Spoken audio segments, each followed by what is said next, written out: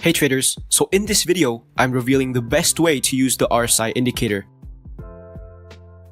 So first of all, as traders, it is very important that we can identify key levels on the market where prices are more likely to switch directions. These key levels can be detected if we know when the market is at a relatively high or low price. And the RSI does a very good job of doing that. And in this video, I'm revealing the best strategies that we can use with the RSI indicator. Before we continue, if you have any suggestions for future videos or just questions about trading in general, feel free to leave them in the comments below. I'm still a small channel, so I'll still have time to read and reply to all of the comments. So without further ado, let's get on with the video. So, if you open the RSI indicator, it displays a single line and 2 points, the 70 and the 30 point. If the RSI is above the 70 point, meaning the market is considered overbought. And if the RSI is below the 30 point, meaning the market is considered oversold. So, a common misconception that so many traders make is they think that when the RSI hits oversold, the market will automatically reverse upwards. And when the RSI hits overbought, the market will automatically reverse downwards. Well, this is actually a good way of using the RSI indicator if you want to burn your money away, because it simply does not work. You see, the flaw of the RSI indicator is that you cannot simply follow the overbought and oversold strategy with all market conditions. If the market is on a strong trend, the RSI will display so many false signals. Here's an example. You can see that the price is clearly on an uptrend, and the RSI indicator is at the overbought levels. So if you took a sell position here hoping for a reversal, let's see what happens. The price instead pushes further to the upside, and the RSI went to overbought levels again. So just because the price is overbought doesn't mean it's going to reverse down to oversold. Prices can stay at overbought and oversold levels for long periods of time. So instead of making the RSI as your main indicator, you would instead want to make it a supporting indicator. You want the RSI to further confirm your analysis. And my favorite type of analysis when combining with the RSI indicator is just simple support resistance and trend lines. For example, an RSI that signals oversold levels alone can lead to false signals. But if the RSI is at the oversold levels while being in a major support line, it's a much more accurate signal. So let's jump into a chart. Here, you can see that the price is clearly on a downwards movement. You can draw a trend line here as price is rejected multiple times. You can also draw another trend line below here.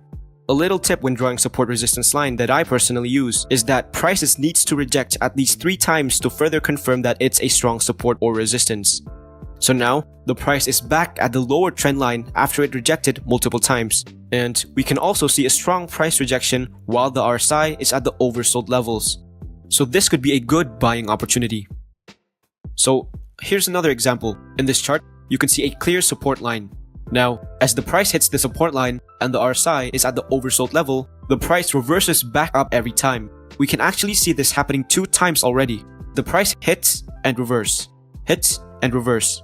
Now, we can see the pattern starts forming again. The price is at the support line and the RSI is at oversold, signaling that the price will likely reverse to the upside. So this is also a good buying opportunity here. Another way to utilize the RSI indicator is with divergences. A divergence is when the price of an asset is moving in the opposite direction of the RSI. For example, normally when the price of a stock is forming higher highs, the RSI will also form higher highs. And if it's forming lower lows, the RSI will also form lower lows. But there are times where the price is forming higher highs, but the RSI forms lower lows instead. So this is called a divergence. And I understand that finding a divergence with the naked eye is very hard. That is why I use an indicator on TradingView called CRS. So this indicator will help you a lot because it can reveal when a divergence happens. This will make your job 10 times easier. There are 2 types of divergences, a bullish and a bearish divergence. So a bullish divergence is when the price is forming lower lows but the RSI is forming higher highs instead. This signals that the price is going to reverse to the bullish side.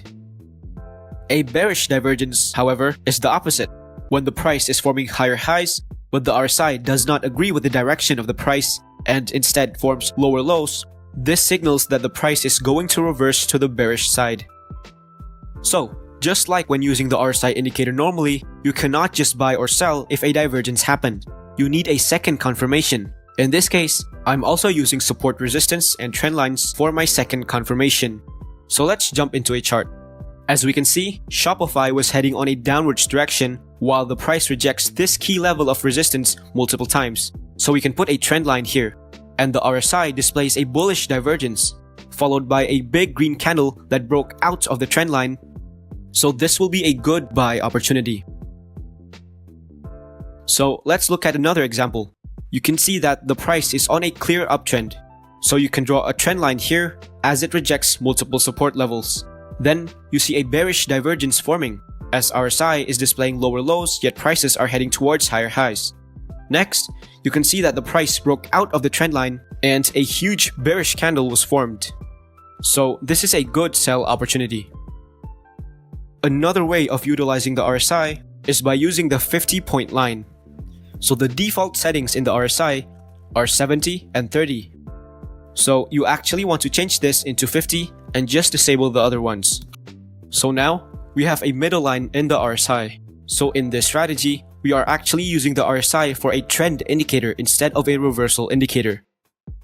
How this works is that if the RSI crosses above the 50-point line, it means that it's a bullish signal. And if the RSI crosses below the 50-point line, it means that it's a bearish signal. But again, we would also need a second confirmation indicator to further support our analysis. In this case, I'm combining it with the stochastics indicator. So let's jump into the examples.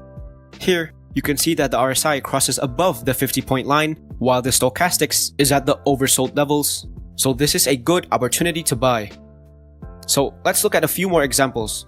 Here, the RSI crosses below the 50-point line and the stochastics is at the overbought levels.